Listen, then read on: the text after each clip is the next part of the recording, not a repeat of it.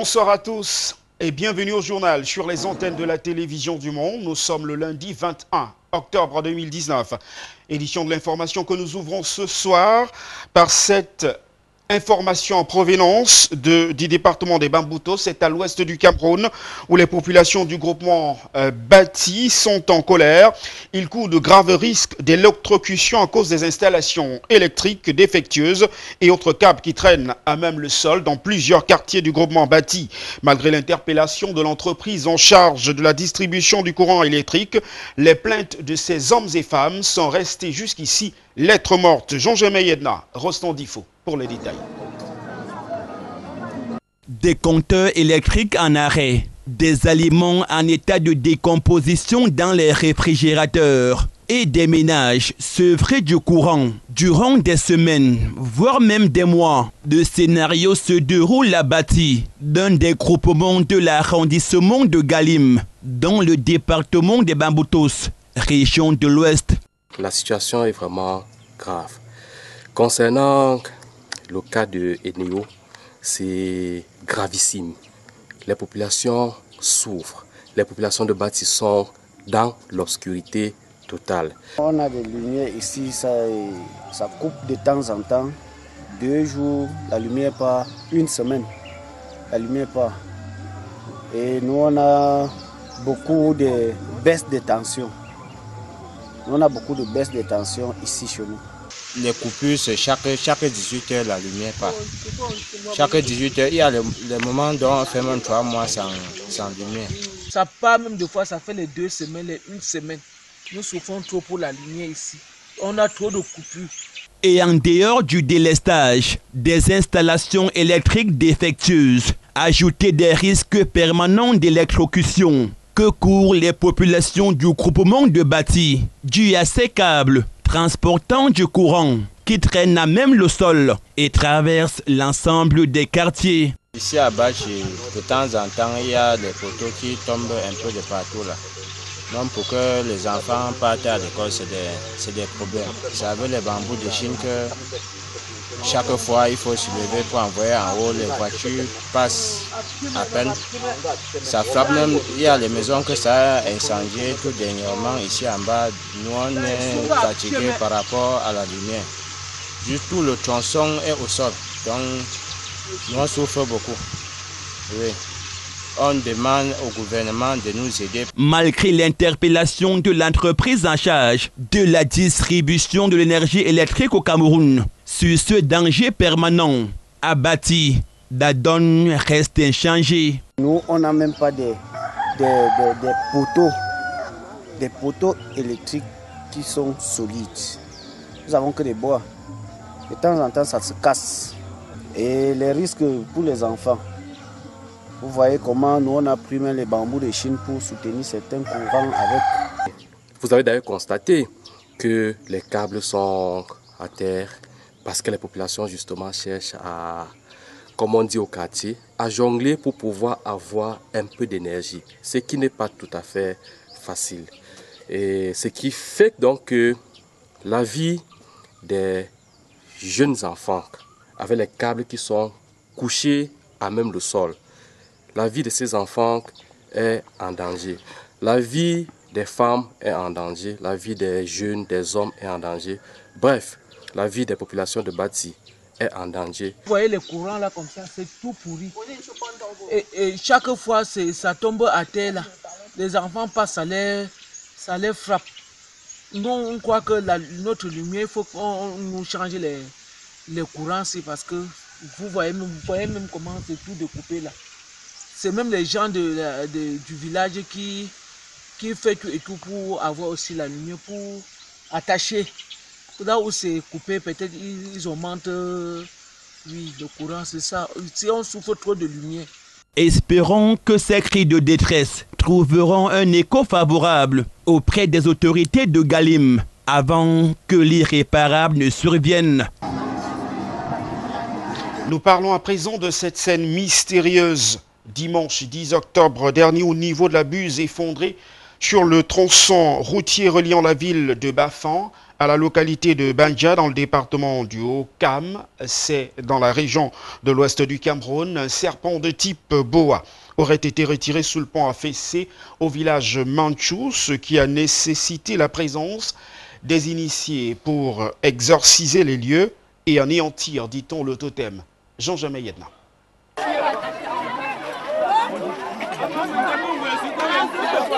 Scène d'exorcisme ce dimanche 20 octobre 2019, 6 au lieu d'Ibacho, où la bus s'est effondrée il y a quelques jours sur ce tronçon routier qui sépare les localités de Bafang et Banja, dans le département du Haut-Kam, région de l'Ouest Cameroun. On a retiré un gros serpent et un paquet attaché qui serait à l'origine de la coupure de la route. Nous sortons juste du village, nous sommes tombés directement sur le Kunga en train d'exorciser le lieu et d'arrêter un gros serpent en bois, puis retirer un gros paquet avec des boules attachées. C'est vraiment dommage que certains soient là seulement en train de vouloir détruire. De reptiles, objet de ces incantations et mobilisation des populations du village Bacho, auraient été retirés sous ce pont affaissé, dont les travaux de réhabilitation sont en cours depuis quelques jours. Il m'a été rapporté que certaines personnes se sont transformées en Mboma pour se loger sous ce pont. Et tout naturellement, j'ai pris disposition pour que ce Mboma soit extrait.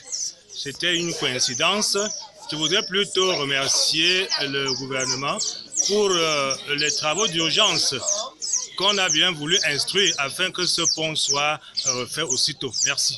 Et il aurait fallu cette séance du Kunga chez les peuples des Grassfields. Cette scène exclusivement réservée aux seuls initiés pour anéantir le totem et exorciser les lieux. Question de permettre à ces techniciens du génie civil de poursuivre sereinement les travaux sur cet axe routier.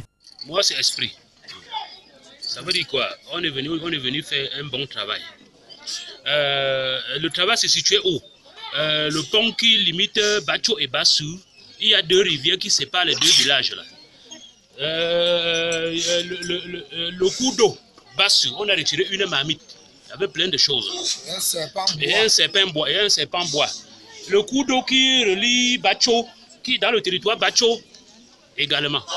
Ça veut dire que le travail ça n'a pas été facile. Mais l'effort qu'on a fourni, ça a abouti. Mais nous demandons aux autorités qui doivent construire aussi la route de nous donner un renfort parce que si on ne purifiait pas, chaque jour devait faire toujours le même travail. Début et rentrer encore pour faire les mêmes travaux. Oui. Il faut qu'eux nous soutiennent.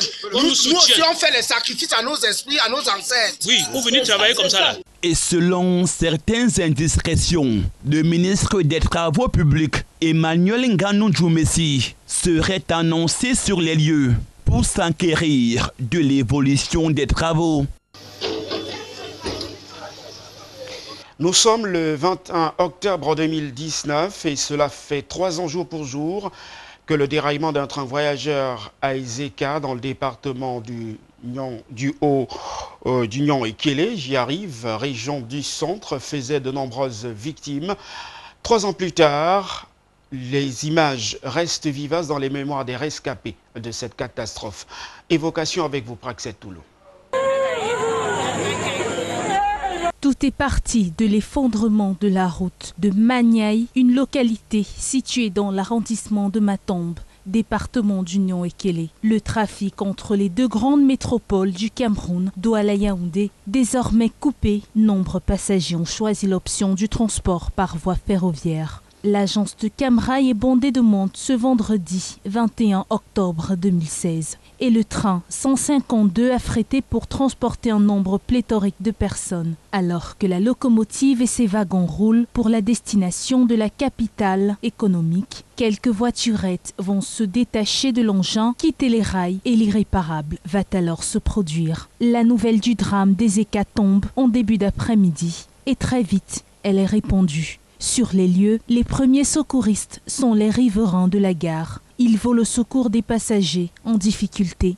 Dans ce décor lugubre, teinté d'émotions avec des corps mutilés et des victimes qui se tordent de douleur dans une mare de sang. Les autorités arrivées sur les lieux ont du mal à mesurer l'ampleur de la catastrophe qui vient à peine de se produire. Le bilan officiel fait état de 79 morts et plus de 600 blessés. Le pays est dans la consternation totale. Sur la toile, des images effroyables font le tour du monde. En si peu de temps, le hashtag « Je suis Edea » devient très vite le plus populaire des internautes. Le président de la République du Cameroun, Paul Biya, décrète jour de deuil national. Les drapeaux sont en berne, la nation entière pleure ses enfants.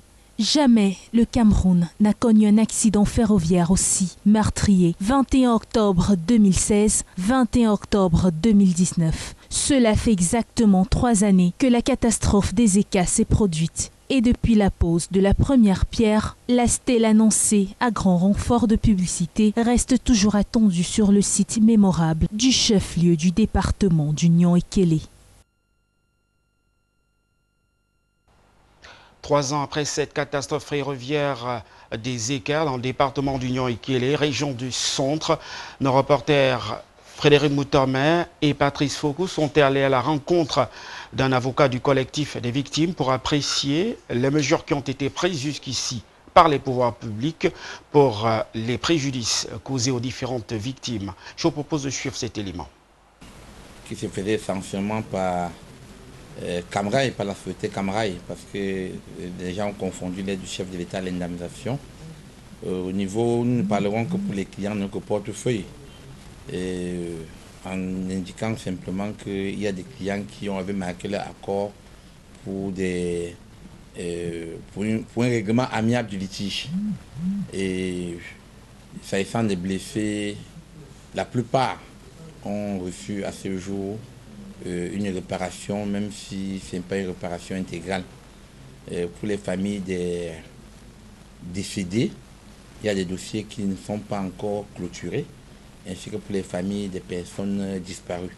Vous savez qu'en dehors des blessés, il y avait également des décédés et des disparus dans ces catastrophes. Donc, en ce qui concerne le portefeuille, nous avons encore des dossiers qui n'ont pas encore fait l'objet d'une indemnisation.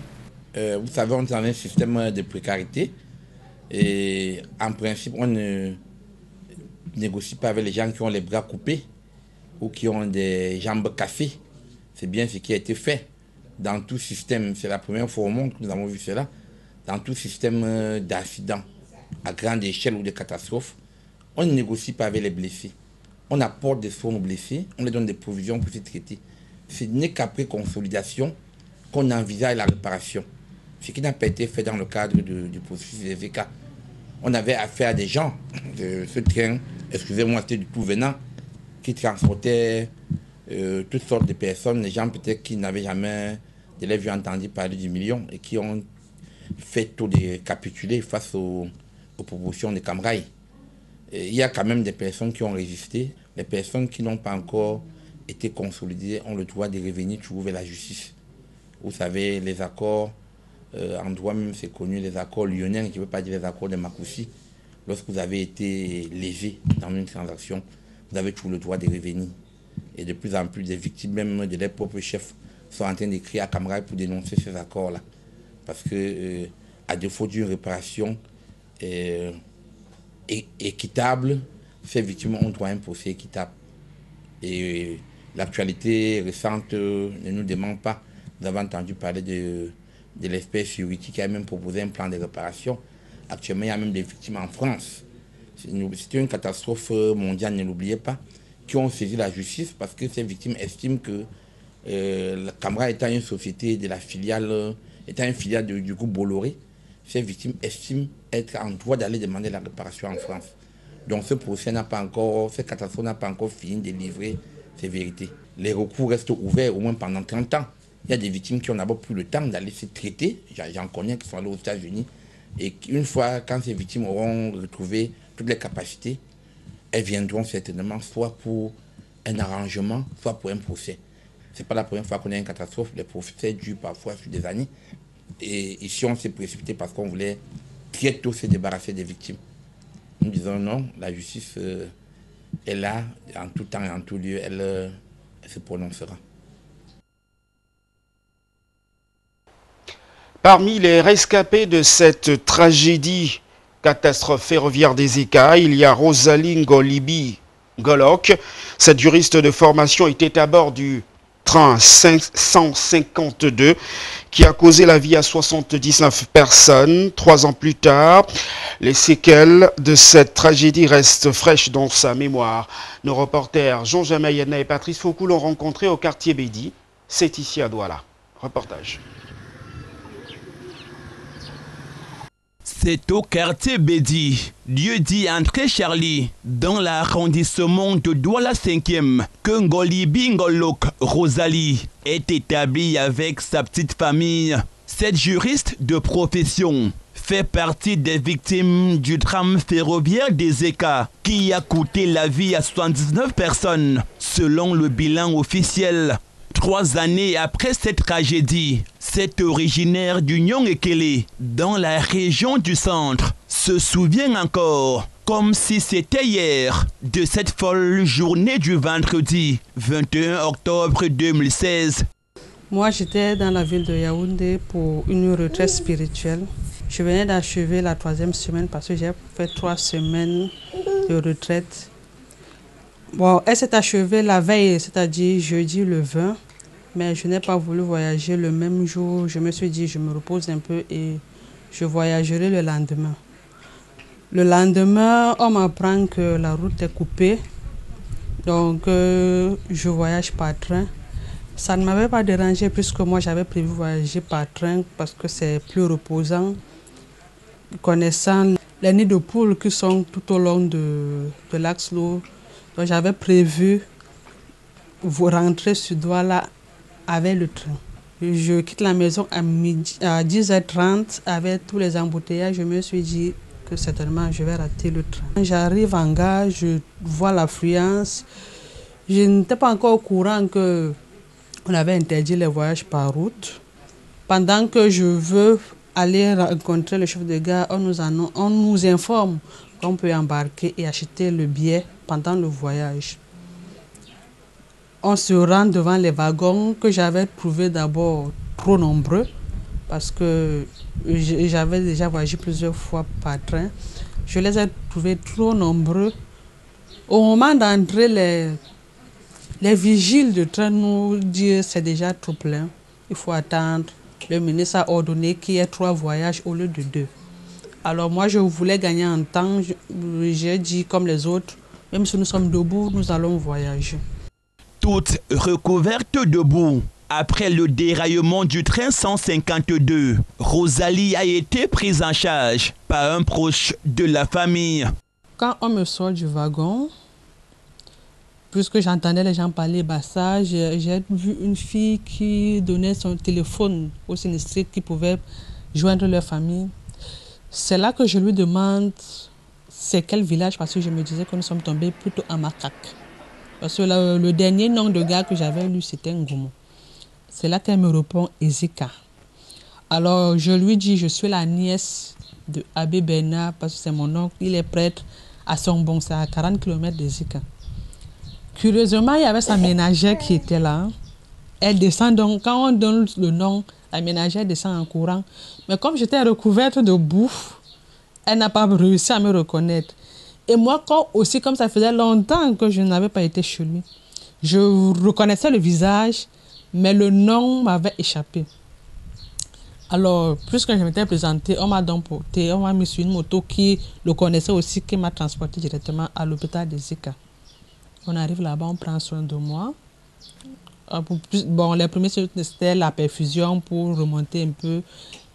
Bien que visiblement en santé, cette victime de la catastrophe ferroviaire des Éca peine à accomplir certaines tâches ménagères. C'est les tâches que je ne peux plus faire. J'ai perdu l'emploi à cause de ça. J'ai dû reprendre les études parce qu'il arrivait des moments où je me comportais comme une personne amnésique. Donc il fallait réchauffer ma mémoire comme me taquiner dans la famille que j'ai repris les études pour réchauffer ta mémoire. même si elle avoue avoir perçu une modique somme. Dans l'élan de générosité du chef de l'État, Ngolibi Ngolok Rosalie déplore l'attitude des responsables de l'entreprise incriminée. Mais le chef de l'État leur a donné une instruction, c'est-à-dire prendre en charge toutes les victimes. Je me dis que s'il l'a fait, ça veut dire qu'il y a des moyens qui ont été aussi mis là pour ça. Donc, ceux qui nous prennent en charge jusqu'à consolidation complète. Il y en a qui ont déjà retrouvé leur consolidation, mais il y en a également qui ne le sont pas encore. Et on ne va pas mettre ça sur le dos de la famille, parce que moi, mon homme souffre déjà pour ça. Il a relayé la famille, mais ce n'est pas évident. Comme Rosalie, elles sont nombreuses, ces victimes de la catastrophe ferroviaire des Éca, qui après avoir perdu leur emploi, ont été abandonnées à la seule prise en charge de leur famille. Pour celles qui sont encore en vie, le Cameroun veut réduire l'importation du blé et du malt, deux produits qui ont coûté la bagatelle somme de 149 milliards de francs CFA en 2018. Il s'agit des produits qui sont quasiment inexistants sur le marché local, des produits pourtant demandés par les ménages et les industries de production. Plus de précisions dans ce reportage. Selon les données collectées auprès du ministère de l'économie, de la planification et de l'aménagement du territoire du Cameroun, le pays de Paul Biya a dépensé 149,2 milliards de francs CFA dans l'importation du blé et du malt, deux produits presque inexistants sur le marché local. La farine de blé étant demandée en consommation dans les ménages et dans les industries de production, le gouvernement camerounais planche désormais sur la réduction d'au moins 50% des importations de blé. Au moins 40% du déficit serait donc substitué par des farines locales, ceci en maximisant le travail de collaborateurs entre l'État, les services de recherche et développement et le secteur privé. Pour ce qui concerne le malt, un produit fortement demandé par les industries de boissons, il reste inexistant sur le marché local. Le Cameroun a importé environ 82,3 millions de tonnes pour des dépenses évaluées à près de 33,3 milliards de francs CFA en 2018. La demande étant de plus en plus croissante, il est question pour les industries locales de le substituer au sorgho afin de réduire son importation à brève échéance. Parlons à présent de la préservation de la paix et du vivre ensemble dans le 4e arrondissement de la ville de Douala. Les populations autochtones et allogènes n'entendent pas céder au discours de haine et à la double menace asymétrique. Reportage. Située à la lisière de la frontière avec le sud-ouest et l'ouest du Cameroun, la ville de Douala 4e est l'Afrique en miniature. Sa mosaïque ethnique n'est pourtant pas à l'abri des pyromanes qui agitent depuis peu la fibre tribale. Il s'agit d'une circonscription administrative où ont élu domicile 40 000 ressortissants du Grand Nord. Le représentant de dynamique du Grand Nord de Bonabéry. J'étais conseiller à la mairie. Alors Bonabéry, il n'y a pas de problème. Nous à Bonabéry, nous avec les Douala, tout le monde là-bas, mais qui nous sommes ensemble. Ici à Bonabéry, plus de 43 ans, je n'ai jamais eu de problème avec un gars de Douala. Je n'ai jamais en prison, ni jamais en commissariat. Je suis toujours comme je suis là. Je crois que de mon côté, je ne vois même pas de problème. Ouais, même au vote, même c'est n'importe où, je crois qu'on n'a aucun problème. Conscientiser le peuple du Septentrion et la jeunesse en particulier sur les grands enjeux socio-économiques et culturels de l'heure, de développer un vivre ensemble plus harmonieux entre les fils et filles du Septentrion et les populations autochtones. Réunir tous les fils et filles du Septentrion sans distinction et promouvoir la cohésion sociale entre tous ces enfants. À Bonabéry, les populations allogènes et autochtones entendent donc préserver la paix et le vivre ensemble malgré la double menace asymétrique dont l'écho vient du Septentrion et des régions anglophones. Ceci avec l'onction de l'autorité municipale. On en vient maintenant à l'actualité hors de nos frontières, direction Haïti où les contestations ont repris avec vigueur à Port-au-Prince. Les manifestants ont été d'ailleurs rejoints par des groupes religieux influents et des artistes populaires avec pour objectif final de demander le départ du président actuel. Les précisions de nos confrères d'Africa News. Des centaines d'Haïtiens sont descendus dans les rues de Port-au-Prince dimanche, faisant pression sur le président Jovenel Moïse pour qu'il démissionne. Les manifestants se sont rassemblés au Camp de Mars, la plus grande place devant le Palais national, chantant Moïse démission. Si vous avez un peu de moralité, un peu de nationalisme, si vous avez un peu d'amour pour le pays, donnez-moi les clés, parce que les gens n'en peuvent plus. Nous vous demandons de vous retirer, on n'en peut plus. Jovenel doit se retirer. Quand vous avez autant de citoyens, autant de citoyennes dans les rues pour réclamer la démission d'un président, c'est l'expression de l'exercice de la souveraineté populaire. La communauté internationale n'a pas le droit de s'opposer à l'exercice de la souveraineté du peuple haïtien. Et la communauté internationale n'a pas le droit de continuer à supporter un chef d'État rejeté par la population haïtienne. Haïti, le pays le plus pauvre d'Amérique, a connu de violentes manifestations le mois dernier. Des écoles, des bureaux publics et des entreprises ont été fermés. Les ONG ont été obligées de suspendre la distribution de l'aide. Dans ce pays de 11 millions d'habitants, la colère s'est largement répandue face aux pénuries de carburant et de nourriture, à la forte dévaluation de la monnaie et aux allégations de corruption. Selon le réseau national haïtien de défense des droits de l'homme, au moins 17 personnes ont été tuées et 189 blessées depuis le début des protestations. Au Liban, le Premier ministre Hariri a annoncé une série de mesures visant à calmer la colère qui gronde dans le pays depuis plusieurs jours. Les précisions de nos confrères d'Euronews. Au Liban, le Premier ministre a annoncé toute une série de mesures destinées à calmer la colère qui gronde depuis plusieurs jours. Mesures fiscales avec des gels d'impôts pour les ménages, mesures budgétaires avec des privatisations dans le secteur des infrastructures, et puis mesures symboliques aussi comme la baisse des salaires pour tous les ministres et anciens ministres et pour les députés. Je n'attends rien en contrepartie de ces mesures. Je ne les ai pas décidées pour que vous arrêtiez de manifester. C'est à vous qu'appartient la décision de manifester. Je n'impose aucun délai. Je ne permettrai à personne de vous adresser des menaces. Vous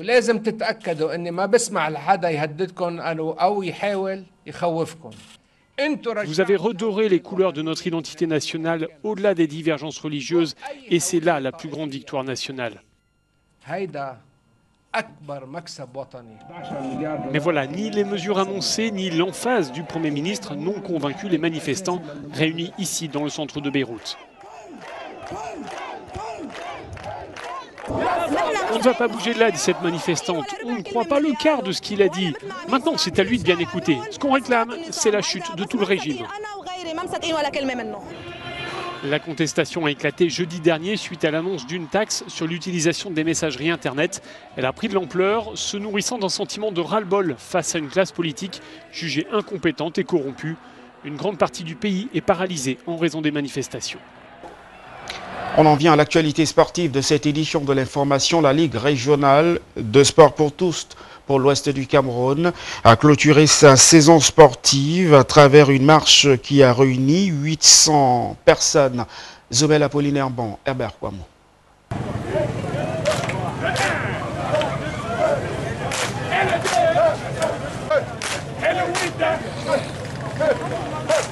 Ils étaient estimés à près de 800 sportifs de tous les âges, repartis dans une cinquantaine de clubs affiliés à la Ligue régionale de sport pour tous de l'Ouest, à prendre part à cette marche sportive et touristique qui avait pour point de départ la place de fête de Fumbolt et pour point d'arrivée le mont Bapit, d'une distance d'environ 10 km. Les sportifs, scandant des chants d'encouragement, ont bravé les descentes, les montées et les terrains plats en rase de campagne. Une fois au pied du mont Bapit qui culmine à 200 mètres d'altitude, certains ont gravi les 400 marches d'escalier et d'autres ont arpenté le flanc de la montagne.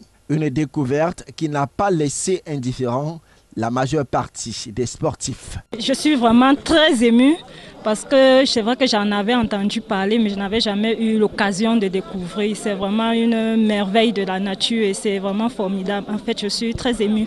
Je ne sais même pas comment expliquer ce que je suis en train de voir. Et je ne regrette vraiment pas d'être venue, d'avoir fait tout ce parcours. Bon, la distance, déjà, je suis habituée. Donc, ce n'est pas la première fois que je fais du sport ou bien de la marche. Donc, c'est vrai que c'était fatigant, mais nous sommes arrivés. Nous sommes venus, on a fait la marche, on a fait une très bonne découverte. Je pense que ceux qui ont hésité de venir faire la découverte de Mont Bapit ont forcément manqué quelque chose. Parce que là, on se rend compte que l'Ouest renferme beaucoup de zones touristiques.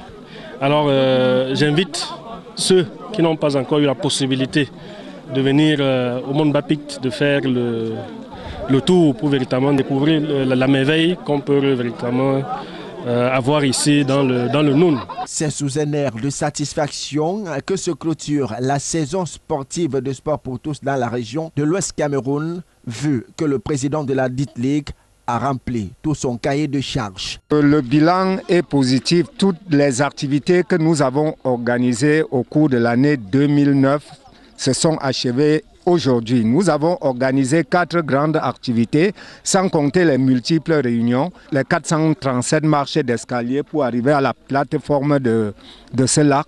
Nous sommes fiers, nous avons réussi notre année. Le rendez-vous a été pris pour la saison sportive prochaine pour une autre partie de marche touristique.